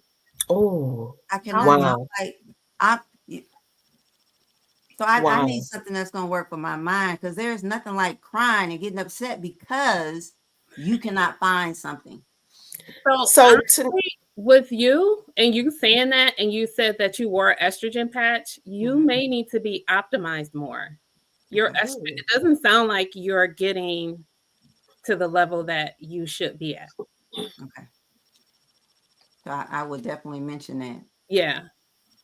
Gregory, will that help, or does she need like an additional? Because like I was saying, I take the ginkgo and the what is that, the huperzine A, and it seems to be helping. Could she benefit from taking both with the estrogen? So if are you on progesterone too, or just No. No, I use a cream over the counter, and I got a patch that a coworker gave me, so I'm like undercover stuff until I can get to the doctor. Yeah. I gotta live, y'all. I got Relief work, by I any gotta means live. necessary. Girl, I'm borrowing folks' medication. Oh, I'm glad that y'all are tickled, but I am so dead serious. I am serious. she said I'm borrowing. Hey. She sent them to me from Georgia. She came all the way here. She brought them here. I do not approve that message. I Honey, know. I'm saying this just for you. I do not approve that message of sharing someone else's medicine. I know. Oh my, I that's a needed crime. something. I needed So the something. only downfall with that, going on over there. they go to test your hormones. They're not going to get an accurate level because you're taking hormones, so they don't know, where your baseline is. So you have to tell them so that they don't think that. Girl, I'm 3 weeks out. I can stop. Well, stopping in the process don't hurt nobody while you going through withdrawal. Look, while you going through withdrawal, don't hurt nobody. Back off it easy. Back off it easy. That part. You have some PTO time? You have some PTO time? Yes, ma'am, I do. She got to go and hide in. You got a detox now. We need you to be at home. Oh Lord, you got to do an intervention. But what about collagen? Because I think my mom is like, I don't know if this is just her new fad that she's on. She swears collagen is good for everything in the universe. So she's like, no, just take some collagen. It'll help you feel better. I'm like, Mama, you said it'll make my hair grow. You said it'll make my nails grow. You said, it'll give me superpowers. Like, I think she's just stuck on collagen right now. You didn't try it, Don? No. Because I didn't trust where my mom is going to be 81. So, she been out of this bucket for a while, but she's stuck. It was like her new thing, so it's like, Mommy, collagen it's not going to fix everything. It does. I hear you, but it's not. So I don't know. For menopause is good. I was like, okay. I need to know about the collagen. I take marine collagen on a daily basis. Marine collagen. You take marine collagen? Marine. What else do you not? What do you not take, Stephanie? Girl, you see why this conversation is real important to me. Ma'am, hello, Mr. Jackson. Ma'am, really? We're going to give her an intervention. When this is over, we have an intervention happening for you. I want to see your medicine cabinet. No, you don't. No, you don't. Regina, what's your retainer? And I have a little retainer. All of my medications what's your on a daily retainer? basis. We can't hear you, Stephanie. You have a You what? take what on a daily basis? Something about a I container. have a little plastic baggie that I stick all of my medications. No, I am too young for a pill container. So I know that makes more sense, but I don't want that. And I put them in a plastic bag. I probably take about 10 pills, 8 to 10 pills a day between vitamins and collagen and stuff like that. Yeah. I'm with you there, because the different vitamins, multivitamin, magnesium, the vitamin D, B12, yeah. But the collagen helps with the skin. It definitely helps with the skin, but menopause no more. Because all I take is an Equate allergy pill every morning. Really? That's it. And that works for you? That's all I take. I wish. Have you had your labs checked for like your nutrient levels? Yeah, and they're fine. The only thing is my protein as well, but everything else was fine. Now my body doesn't say that. But the Was left it was fine or was it optimal? huh? She Was said, it was it fine fine or was it optimal? or was it optimal? Girl, I don't know. You know, when you get the test results, you know they got that bar. Was it on the Oh, right oh side no, of the bar? I was in the middle. Ooh. You know, I was in You the were middle. mid-range. Yes. Alonda, you have to get your pill weight up. You're gonna have to get your pill weight up. That's what you gotta do. I'm not trying to be Stephanie. No, I'm gonna ma'am. need, I'm gonna need you at least get a multivitamin. You gotta come to that sick. I'm like this. I'm like once you start Kind of putting with stuff your in one your pill. body- Well, once you start putting stuff in your body, I think your body now it triggers something else, and so you need another pill, and you end up with 10 pills like Stephanie. I Go just get take some equate yams. allergy pill. That's it. That's all I take. Go get some Now, yams. now I will tell you now at about 3 o'clock at work. I hope ain't none of my coworkers out here. They'll find me like this. See, if you took your collagen, you wouldn't be like that. See? Well, I don't, but no, I'm serious. So maybe I need to look at something, Tanika, because I told y'all, I'm married to Jesus' half brother. So he doesn't believe in medicine at all. And Zenja, we've been down that road. He doesn't believe in no kind of medicine. So, Wow. but I've never been one who's been a pill popper. I haven't. So think of it this way though. Supplements and nutraceuticals are not pills. You know, they're not like synthetic pills that you're taking. So when you're looking to advance in wellness, you always want to start off with like lifestyle and nutrition. You want to use food as medicine. So that's the foundation. And then from there, you may need supplementation for, you know, certain things. It is, like we said earlier, individualized. So, you know, you and I can be eating the exact same meal and it can be a healthy meal, but our bodies could be absorbing it differently. Or, you know, you may have more inflammation than me, or I may be insulin resistant, or, you know, so there's things that will make a difference, but you can definitely focus on food as medicine, lifestyle, and, you know, things like that first. And then you may need supplementation, and there's nothing wrong with supplementation. Even with that, you know, sometimes we may even need medication, but we save that for last. Okay. Do you have a good nutraceutical brand that you like? I was going to ask that. There are several. And it really depends on what the supplement is. So like some of the supplement companies, I'll just do that. Some of the supplement companies that I do use frequently, one is called Designs for Health. One is called Orthomolecular. With Orthomolecular, you have to have a provider prescribe that for you because it's pharmaceutical grade. Metagenics, Nordic Naturals are good. So those are some of the ones that I recommend for my folks. What was the last one? Nordic Naturals. I actually take my D3 with K is Metagenics. Metagenics. And see, no one ever told me about the D3 with the K too. Yeah. I'm like all those years I was taking the D3 and it really wasn't doing it was actually doing harm because now of the calcium buildup, but they should tell you that. Yeah. And make sure you take it with food and not on an empty stomach so that it, you know, that'll help absorb it as well.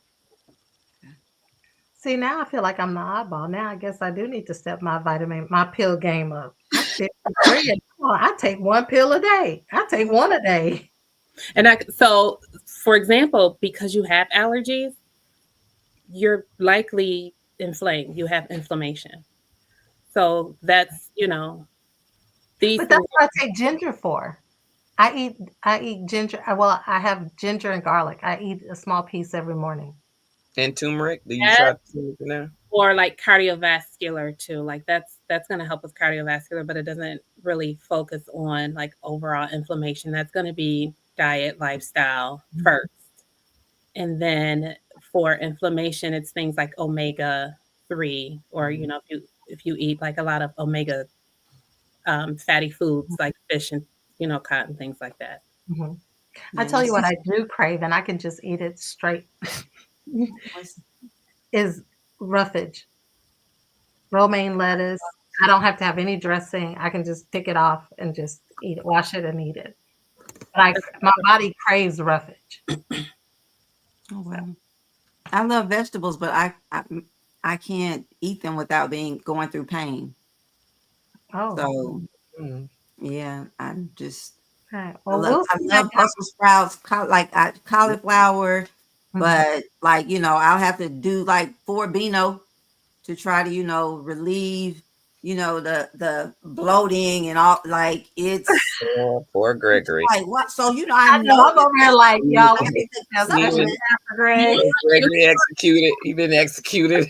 So I end up having to take supplements because I'm not able to eat, vegetables and things like I would like to get the nutrients.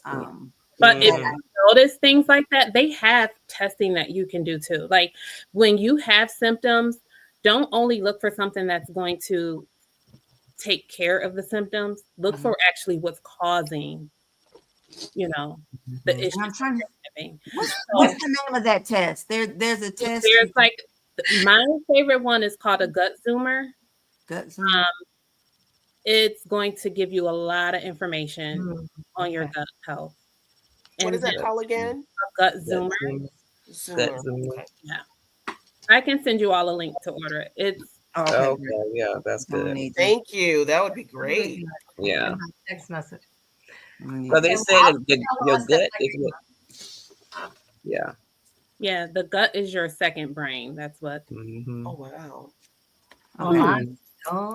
So now I'm thinking of a fun way we can end our conversation. So we started and we were talking about that song, what Boots on the Ground, and the one Tap the Fan, that we just love. So if Menopause had to have a theme song, what would yours be? Hip hop, rap, gospel, like what would your song be?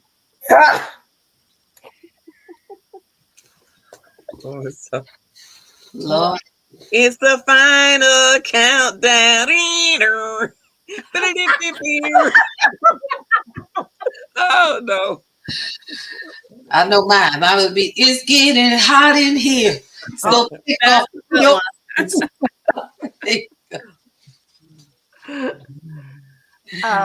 you sing a song that's out there. Take me to the water. Take me to the water. That's good. To be baptized. Hey, cool me off. Cooling water. Cooling water. Kool and the Gang is too hot. Oh yes. Come on, Stephanie. What you got, Tanika? Ooh, I gotta think of this one. Yeah, that's what I'm thinking of mine. New edition.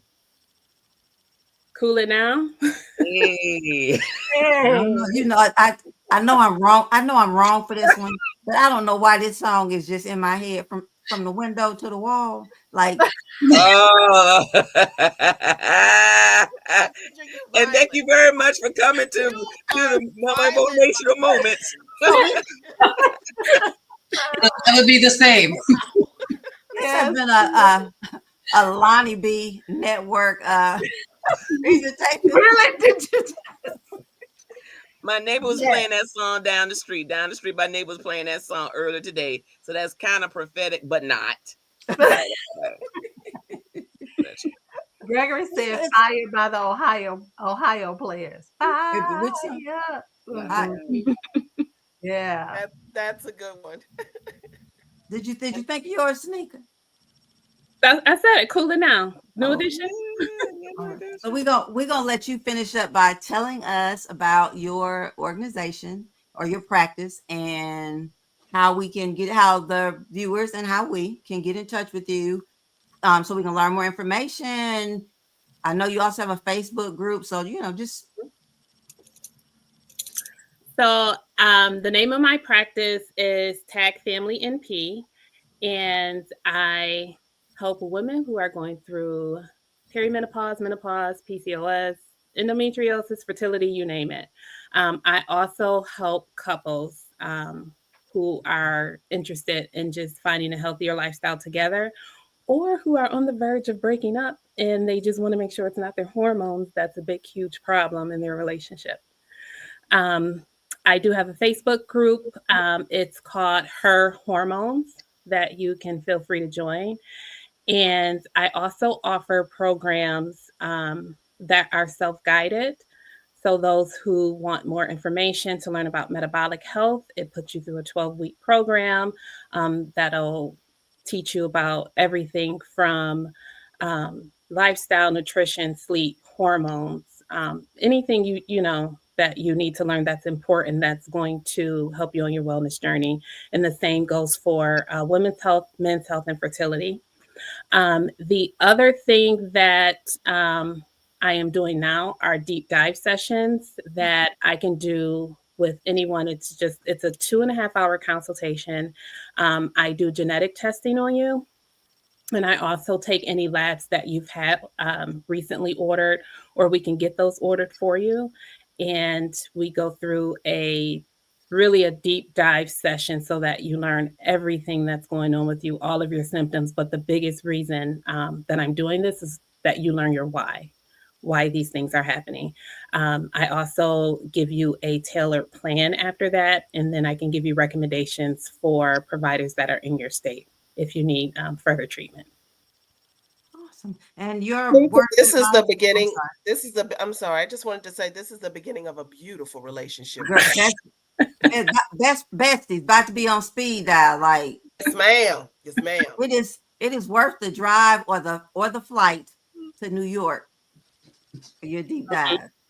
Yeah. Well, we do the deep dive can be done through telehealth as well. Oh, see that? So you can be in the comfort of your own home in your long and loose.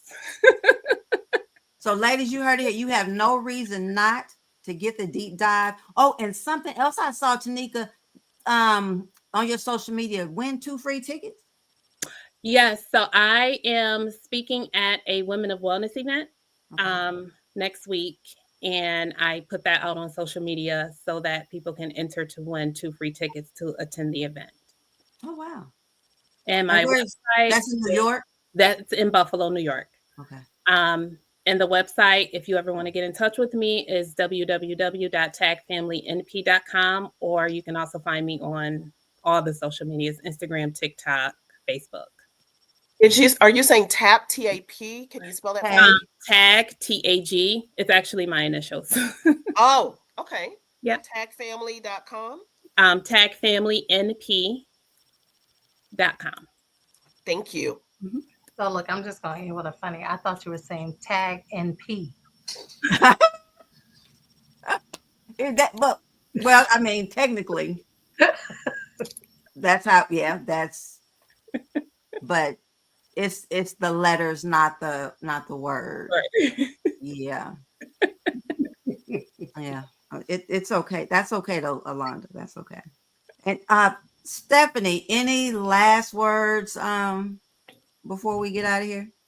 No, this has been so helpful. Like, it is so timely. And I've been warring with the whole bioidentical thing. Some people are for it, some people are against it. And, as women of color, sometimes, we get mixed signal and we don't know who's for us and who's against us. So thank you so much, Tanika, for this information.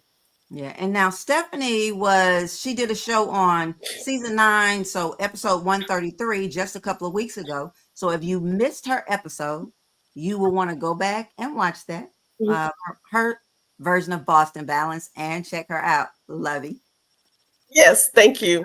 That's my grandmother name. I'm Lovey. I'm not a grandmother. I just love that. Hey, I didn't see where was that when I chose Gigi? I was trying to be original, so there you go. Great choice. What about you, Regina? Any final words?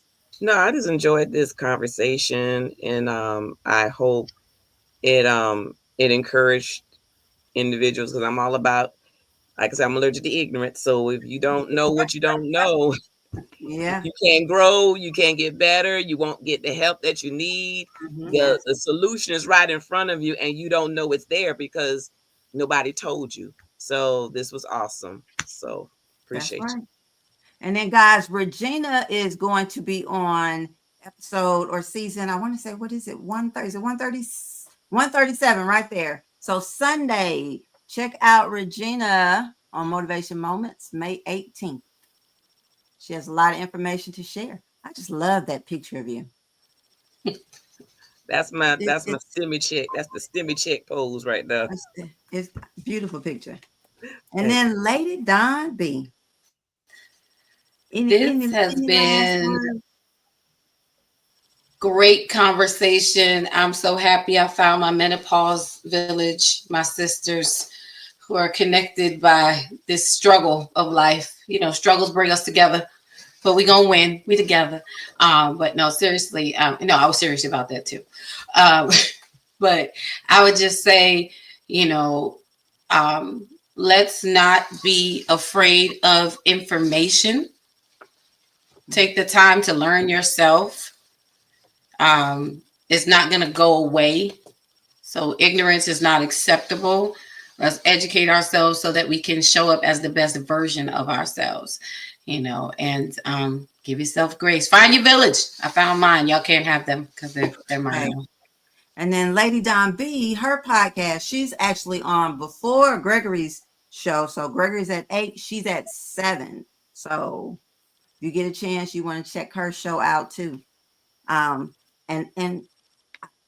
last but certainly not least, producer extraordinaire and resident straight shooter, Miss Lonnie B. Alonda Barber Kusamo. What you got for the people? All I can say is keep it loose, long, and free. Stay away from the horse urine. And just know that in a couple of weeks, my book is coming out, and it's called Dear God, I Want to Clap Back. And it's a 30-day devotional. So while we're going through the hormone challenges and can't say what we want to say, just turn to this devotional and just say, Dear God, I want to clap back, but I know that you're greater. But it's coming out in a few weeks. I like that. That's timely for that menopausal pettiness. That's Yes. So there's 3 other books. So there's Dear God, I want to cut back. Dear God, help me with my savage side. Dear God, I want to throw hands in prayer, maybe. Yeah. So those are we're gonna call this the Rage series. so it's for the woman who's we saved but not saved. You got 4 toes in and one that's still on the other side and you're trying to cross it over to the other. Yeah, so ouch. But it's just to help you to deal with, because like in the clapback book, you have the clapback challenge. Yeah. You have the clapback check. So, when you go off because, they want it to be peaceful, but you want it to be petty. Or they want it to be petty, you want it to be peaceful. So all I can say is that I can say the things that you all want to say, but God just chose me to say it and I can get away with it because he loves me. And who gonna check you, boo?